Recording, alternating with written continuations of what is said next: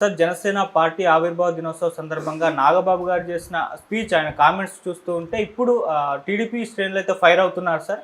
అంటే జనసేన లో పవన్ కళ్యాణ్ గారు గెలవడానికి కారణము పవన్ కళ్యాణ్ గారు జన సైనికులు తప్పితే ఇంకెవరు కాదు అని చెప్పేసి చేసిన కామెంట్స్ ఇప్పుడు టీడీపీ వాళ్ళకైతే తీవ్ర ఆగ్రహవేశాలకైతే గురయ్యారు.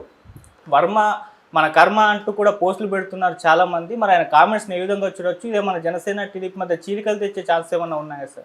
ఇప్పటికిప్పుడు చీలికలు తెచ్చే ఛాన్స్ ఏం లేదు కానీ జనసేన మీద పవన్ కళ్యాణ్ మీద తీవ్రమైన ఆగ్రహావేశాలు అయితే తెలుగుదేశం కేడర్లో మొన్న ఈ జైకేతనం సభతో వచ్చిందని చెప్పచ్చు. ఎందుకంటే మనకి పోస్టులు చూస్తూ ఉంటే సోషల్ మీడియాలో విపరీతంగా పవన్ కళ్యాణ్ మీద ఇటు నాగబాబు మీద ట్రోల్స్ స్టార్ట్ అయినాయి. గతంలో పవన్ కళ్యాణ్ వర్మ చేయబట్టుకొని నా గెలుపుని వర్మ చేతిలో పెడుతున్నాను, ఈయన ఎంత గొప్పవాడు, జూనియర్ వర్మ ఆయన ఎంత గొప్పవాడు, ఇవన్నీ మాట్లాడుతూ నా గెలుపు ఈయన చేతిలో పెడుతున్నానని, ఆయన కూడా వర్మగా మీరు రావకండి, మీరు స్టేట్లో మిగతా ఏరియాలకు వెళ్ళండి, నేను మిమ్మల్ని గెలిపించి బాధ్యత నాది అని వర్మ మాట్లాడడం, ఈ వీడియోలన్నీ ఇప్పుడు బయటకు వస్తున్నాయి. సో ఇదేంటంటే అదేదో అంటారు కదా, ఏరు దాటే వరకు ఏటి మల్లన్న, ఏరు దాటినాక బోడి మల్లన్న అన్నట్టుగా వర్మని ఇప్పుడు తెలుగుదేశం వాళ్ళు అంటే ముఖ్యంగా ఒక రకంగా చంద్రబాబే వర్మకు అన్యాయం చేశాడు. దానివల్ల అలుసైపోయాడు వర్మకు కానీ ఎమ్మెల్సీ ఇచ్చుంటే నాగబాబుకి ధైర్యం ఉండేది కాదు. వర్మ గురించి కర్మ అనే పద్ధతిలో ఆయన మాట్లాడాడు. నాగబాబు నేను చాలాసార్లు చెప్తుంటా, ఆయన అతి తెలివిగా మాట్లాడుతుంటాడు. కావాలని ఆయన కర్మ అనే పదం వాడాడు, వర్మ అనే పదం వాడకుండా, అంటే ఆ రైమింగ్ వచ్చేట్టుగా. అంటే ఆయన ఏం మాట్లాడాడంటే, పిఠాపురంలో పవన్ కళ్యాణ్ గెలుపుకు నేనే దోహదం చేశాను ఎవరైనా అనుకుంటే అది వాళ్ళ కర్మ అని మాట్లాడాడు. అంటే ఇది వర్మ కోసం ఉద్దేశించి ఆయన కర్మని పెట్టాడు. ఆయన ముందుగా తెలివిగా అవన్నీ ప్లాన్ చేసుకొని వచ్చి మాట్లాడినట్టుగా అర్థం. అదేదో ఆవేశంలో మాట్లాడింది కాదు, పవన్ కళ్యాణ్కి తెలియకుండా కూడా మాట్లాడింది కాదు. దీని నేపథ్యం ఏంటంటే, వర్మ కొన్ని రోజులకు ముందు కష్టపడి గెలిస్తే దానికి ఉండే గౌరవం వేరే ఉంటుంది అని పోస్ట్ పెట్టి తర్వాత తీసేశాడు.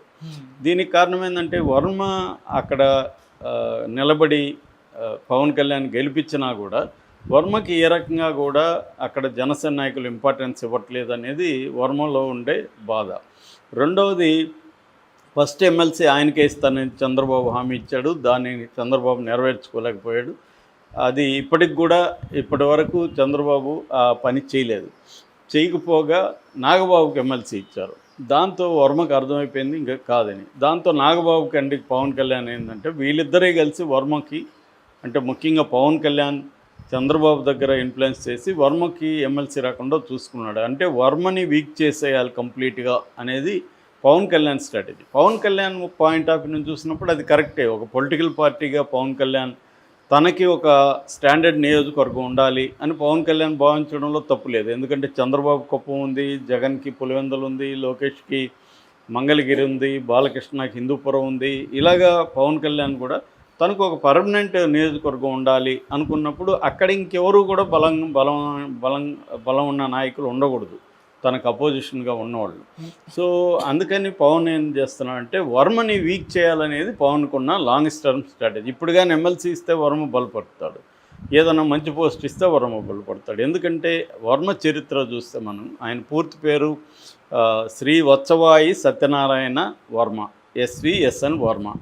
ఆయన 2009లో రాజకీయాల్లోకి వచ్చాడు. 2009లో తెలుగుదేశం టికెట్ తరపున ఆయన పోటీ చేసినప్పుడు అక్కడ వంగగీత గెలిచింది. కానీ ఎంత మెజార్టీతో గెలిచింది? కేవలం 1000 ఓట్ల మెజార్టీతో గెలిచింది.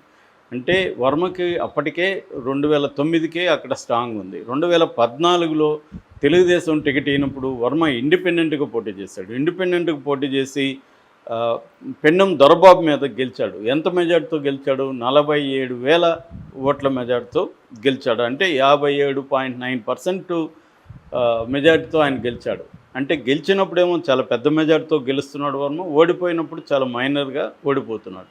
అంటే క్లియర్గా వర్మకి స్ట్రాంగ్గా అక్కడ ఉంది.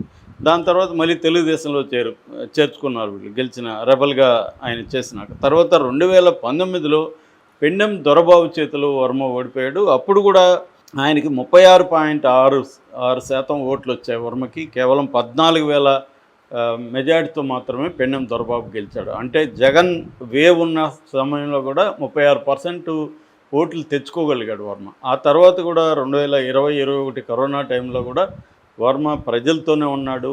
ఇంట్లో వాళ్ళు వద్దని వారిస్తున్నా కూడా కరోనా టైంలో ఇంట్లో కూర్చోకుండా ఆయన జనంలో ఉంటూ తన హెల్త్ను కూడా పెట్టేసి ఆయన ప్రజల్లో ఉంటూ ప్రజలకు ఆహారం ఇతర ఇవి అందించడంలో ఆయన నిమగ్నమయ్యాడు. అందువల్ల ప్రజల్లో ఆయనకు మంచి ఇదైతే ఉంది.